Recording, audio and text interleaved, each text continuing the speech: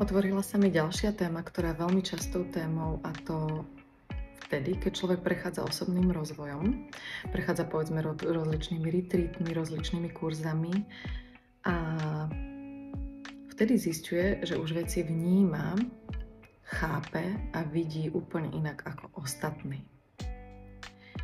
To môže byť ale obrovskou a ďalšou pascou.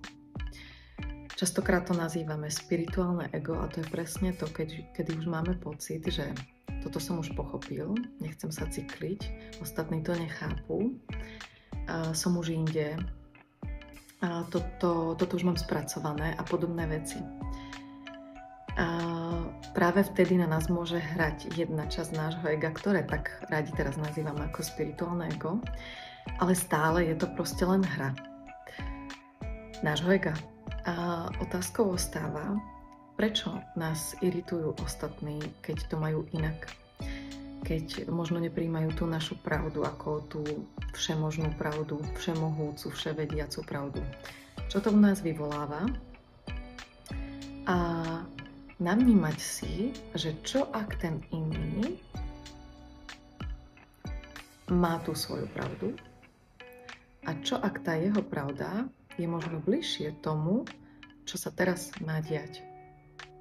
Takže si v takej láskyplnosti navnímať ešte z vyššieho uhla, z vyššej perspektívy, že pripustiť, že čo keby som náhodou ja nemal pravdu, čo keď ten druhý sa cyklí, pretože ešte sa v tom niečo učí, alebo čo keď ten druhý zažíva toto preto, lebo sa v tom ešte učí a neísť do toho tam za každú cenu radiť a keď moja rada nie je prijatá, tak byť v nejakom odpore, nepochopení, frustrácii, dokonca hneve.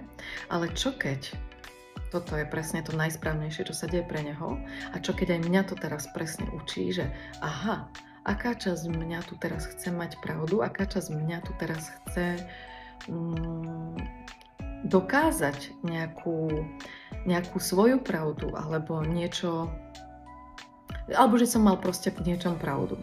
Takže znovu, môže to vychádzať z nášho vnútorného ega, teda nie, že môže, ono to vychádza zase z nášho vnútorného, čo keď je to celé úplne inak.